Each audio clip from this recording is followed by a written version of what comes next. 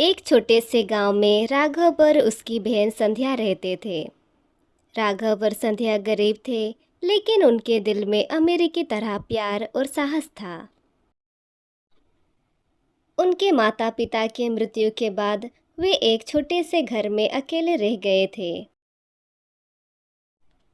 राघव खेतों में काम करता और संध्या घर के कामकाज करती। दिन व दिन उनकी स्थिति और भी दयनीय हो रही थी, लेकिन वे हमेशा एक दूसरे के साथ खड़े रहते थे। बारिश का मौसम आ गया, बादल गरजने लगा, बिजलियां चमकने लगी, बहुत तेज बारिश शुरू हो गई। दोनों भाई बहन अपने घर में सुरक्षित थे। लगातार 2-3 दिन तक बारिश हुई, जिससे खेतों में पानी भर गया। राघव की रोजी रोटी का साधन भी चला गया। बारिश बंद हुई। राघव और संध्या बहुत चिंतित थे। उनके पास खाने के लिए भी अनाज नहीं था, सब खत्म हो चुका था। राघव सोचता है वो जंगल जाकर लकड़ी लाएगा और लकड़ी बेचकर जो पैसे आएंगे उससे कुछ अनाज खरीदेगा। राघव अपनी बहन संध्या से कहता है, बहन, हम दोनों ने बहुत दिन से भरपेट खाना नहीं खाया है। मैं आज जंगल जाऊंगा और लकड़ी काट कर उसे बेच कुछ अनाज खरीद लाऊंगा। हम दोनों भरपेट खाना खाएंगे। ये सुन संध्या खुश हो जाती है और वो भी जंगल जाने को जिद करती है। संध्या कहती है, भैया मैं भी आपके साथ जंगल जाऊंगी, मुझे भी अपने साथ जंगल ले चलो। मुझे बहुत भूख लगी है, जंगल में बहुत सारे फल मिलेंगे, मैं वो खा लूंगी। और दोनों भाई बहन चल पड़ते हैं जंगल की ओर।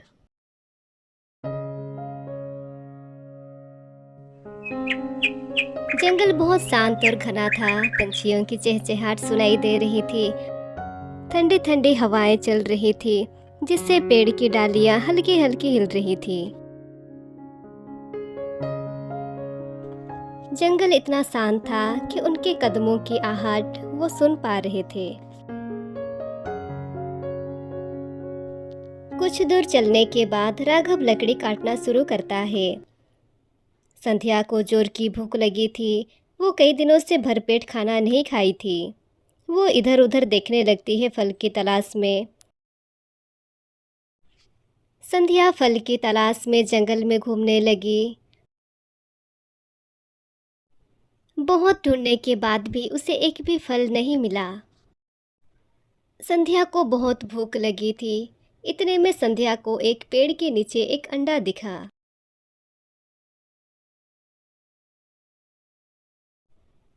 संध्या को जैसे अंडा दिखा, वो बगैर कुछ सोचे समझे दौड़ते हुए जाती है और अंडा उठा के पी लेती है। राघव अपने लकड़ी काटने में व्यस्त था। उसी समय एक सांप आता है। वो संध्या को अंडा पीते देख वो गुस्से से कहती है, मूर्ख लड़की, तूने मेरा अंडा पिया। आवाज सुन संध्या सांप को देखती है और वो डर जाती है।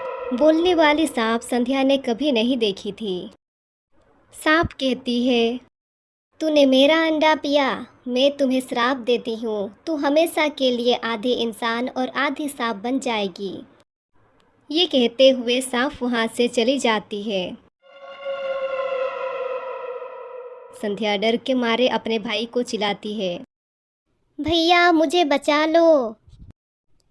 राघव संध्या की आवाज़ सुन दौड़ते हुए उसके पास जाता है।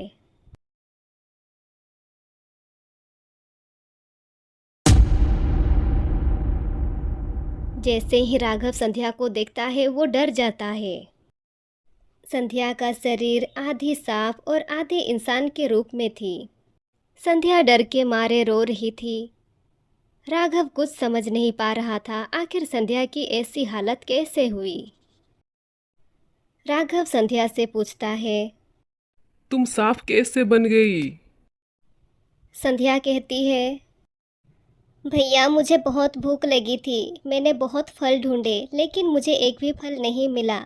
कुछ दूर आने के बाद मुझे एक अंडा मिला। मैंने वो अंडा पी लिया। उसके बाद और वो अंडा एक जादुई सांप का था। उसने मुझे श्राप दिया कि मैं हमेशा के लिए आधी इंसान और आधी सांप बन जाऊंगी। ये कहते हुए संध्या रोने लगी। राघव अपनी बहन से बहुत प्यार करता था। अपनी बहन को ऐसे देख वो भी रोने लगा। इतने में एक तांत्रिक उसी रास्ते गुजर रहा था। तांत्रिक की नज़र संध्या पर पड़ी और वो चौंक जाता है। राघव तांत्रिक को देख मदद मांगता है और अपनी सारी बातें उसे बताता है। सारी बातें सुन तांत्रिक ने राघव को एक उपाय बताया। इस जंगल की उत्तरी दिशा में जाते ही तुम्हें एक बड़ा सा पहाड़ दिखेगा। पहाड़ के उस पार तुम्हें एक मायावी तालाब दिखेगा। उस तालाब के पास बहुत से फूल और तितलियां होंगी। लेकिन जैसे ही तुम उस तालाब के पास जाओगे तुम्हें एक मगरमच्छ दिखेगा। तुम वहीं रुक जाना और तालाब से कहना, तालाब तालाब मुझे थोड़ा सा जादुई पानी चाहिए। तब तुम्हें तालाब से एक अदृश्य आवाज़ सुनाई पड़ेगी। वो तुम्हें 3 प्रश्न पूछेगी। अगर तुम पहले प्रश्न का सही उत्तर दोगे तब ही वो दूसरा प्रश्न पूछेगी। और अगर तुम प्रश्न का उत्तर दिए बगैर पानी लेने जाओगे तो वो मगरमच्छ तुम्हें खा जाएगा। ये सुन दोनों भाई बहन डर जाते हैं।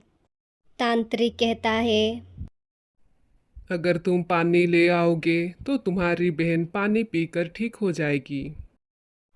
ये कहते हुए तांत्रिक वहाँ से चला जाता है।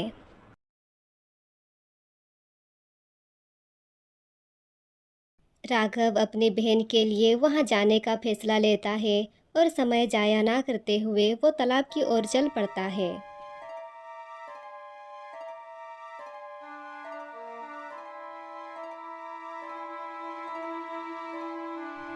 चलते चलते रात हो जाती है लेकिन राघव चलता ही रहता है।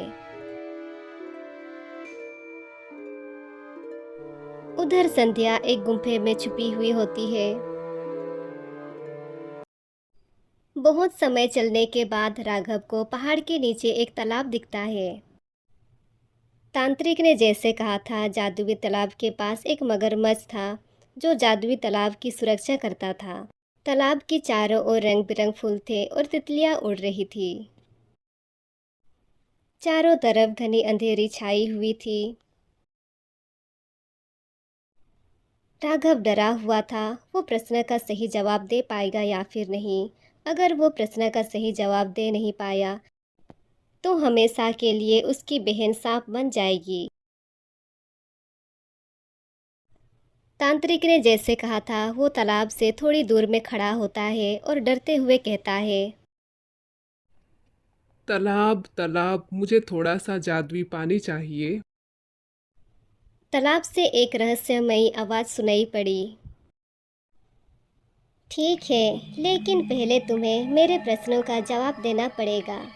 मैं तुम्हें 3 प्रश्न पूछूंगी, लेकिन अगर तुम पहले प्रश्न का उत्तर सही जवाब नहीं दोगे तो मैं बाकी के प्रश्न नहीं पूछूंगी और तुम्हें खाली हाथ यहाँ से जाना पड़ेगा। राघव कहता है, मैं प्रश्न के उत्तर देने के लिए तैयार हूँ। रहस्यमयी आवाज़ सुनाई पड़ती है। तो बताओ, सच और झूठ में अंतर क्या है? राघव थोड़ी देर मौन रहकर कहता है, सच वो है जो वास्तविकता से मेल खाता है और झूठ वो है जो वास्तविकता से मेल नहीं खाता है।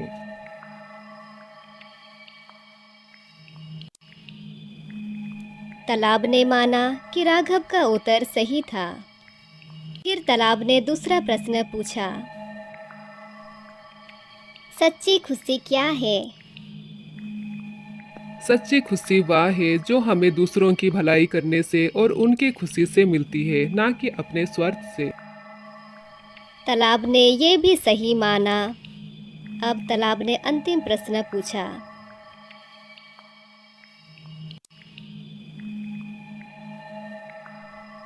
शक्ति और ताकत में क्या अंतर है? शक्ति अपने भीतर की स्थिरता और आत्मविश्वास है, जबकि ताकत बाहरी बल और शारीरिक क्षमता है। शक्ति हमेशा स्थायी होती है, जबकि ताकत अस्थायी हो सकती है। तालाब ने राघव के सभी उत्तरों को सही माना और पानी ले जाने की इजाज़त दी। राघव ने तालाब को धन्यवाद कहा और थोड़ा सा पानी ले आता है।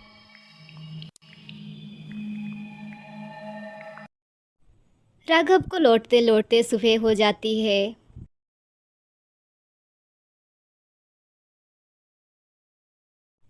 संध्या वहीं गुफे में अपना भाई का इंतजार कर रही थी। संध्या के पास पहुंचते ही राघव ने उसे जादुई पानी दिया। संध्या पानी पी लेती है और अपना इंसानी रूप में आ जाती है। संध्या अपने भाई को शुक्रिया बोलती है। फिर दोनों भाई बहन खुशी से घर वापस लौटते हैं।